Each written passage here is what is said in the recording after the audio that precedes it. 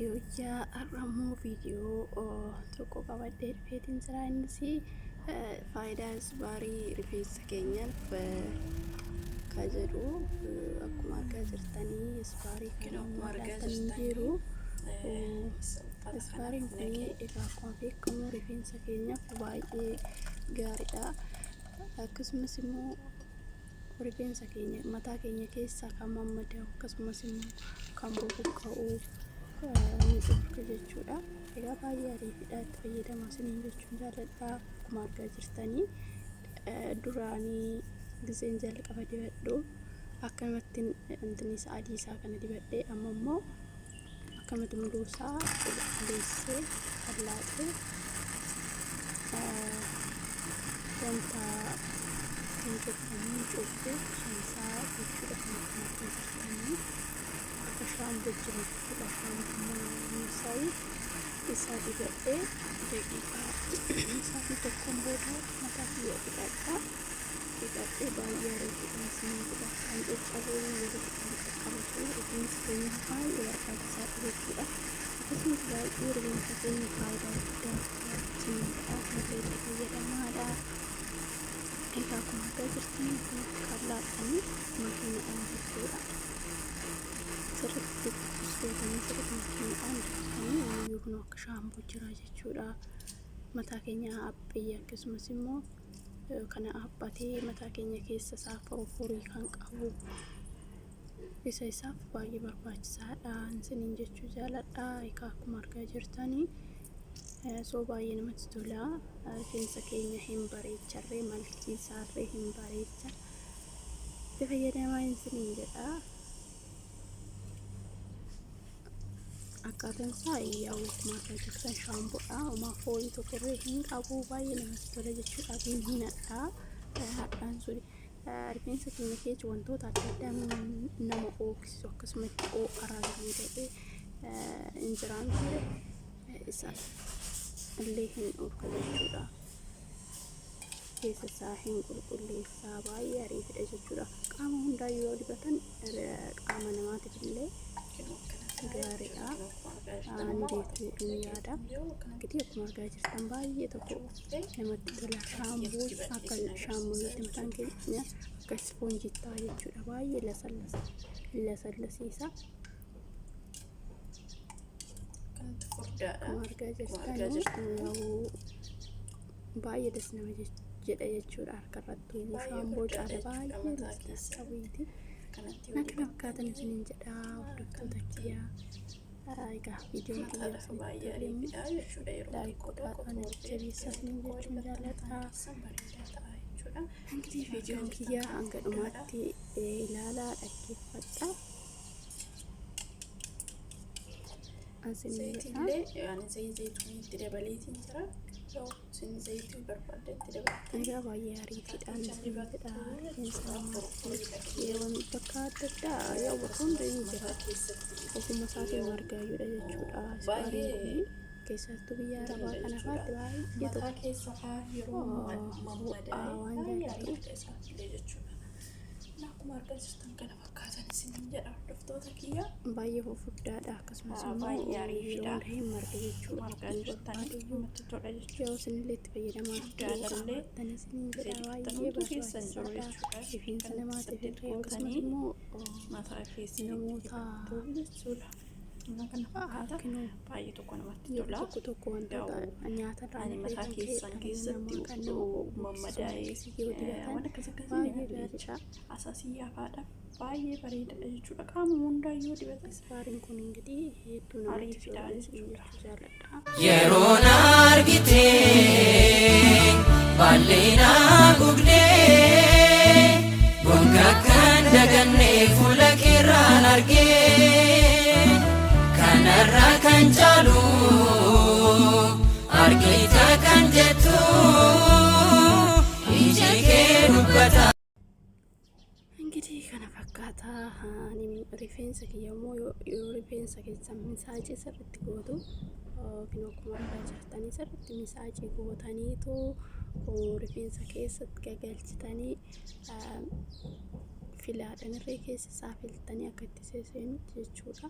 Keessattuu rifeensa dheeraa sirriitti misaajii gootu jechuudha. Yeroo dibattan immoo akkanumatti dibatanii deemtan. Akkasumas immoo iddoo faaxuu kanarree immoo magarsa jechuudha. Rifeensa irree hin baay'isaa, mataan kiyya baay'ee abbiidha. Xiqqoo ishee amma ta'e waan jedhu waan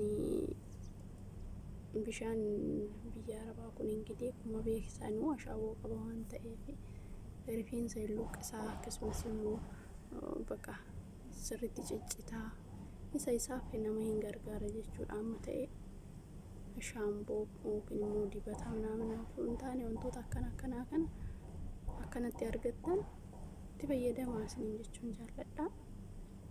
Sirriitti misaajii gootaniitu keessa isaa sirriitti daqiiqaa muraasa ofirra tursiistu isaan booda hin dhiqattu jechuudha. Unqulaalii kinoo saniin caala baay'ee ariifidha. Kunis baariin kun hedduu dibanni isaatillee hin jira zayitiin isaa. Harka fuunii hordoftoota kabajamtoota chaanal yuutuubii Askaalee jalatti argamtanii hundi keessanuu nagaan waaqessuuf baay'eetu jecha. Gara ammoo wantoota rifeensa ta'an qabadhee rifeensa isaa hanga dhumaatti na hordofaa. Akkuma argaa jirtan kinuu baay'ee ariifidha.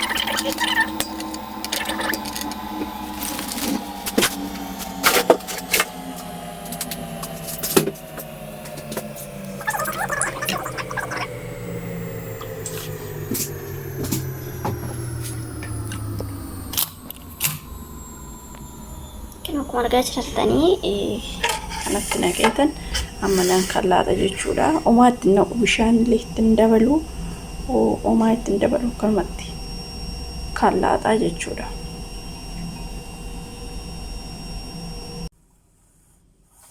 Akkuma argaa jirtanii uffata kanatti naqee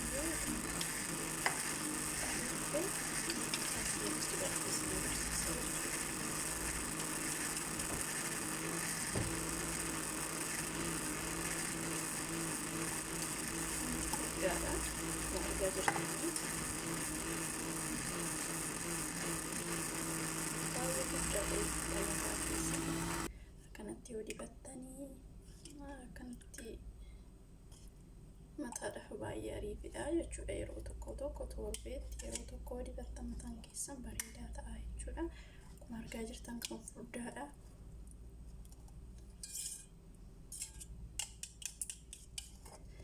Zayitiillee yani zayituun itti dabaleetiin jira.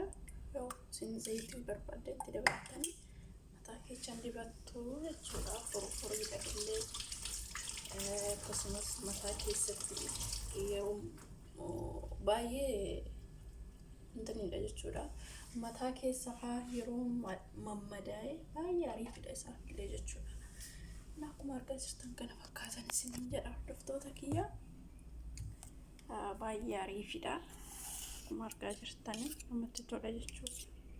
Furdaadhallee isee dibattanumtuu keessan jiru jechuudha. Kanatti 8 gootanii mataa keessanitti dibattu jechuudha.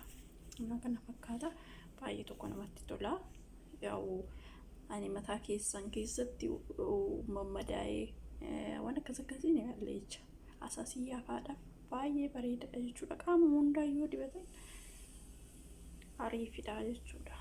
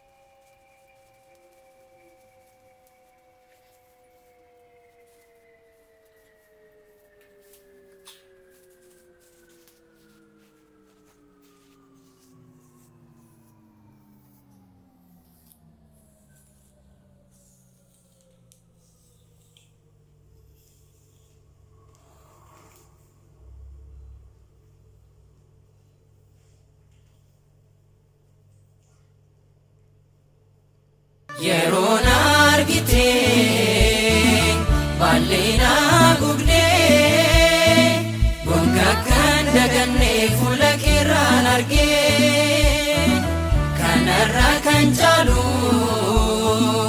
argita kan jettu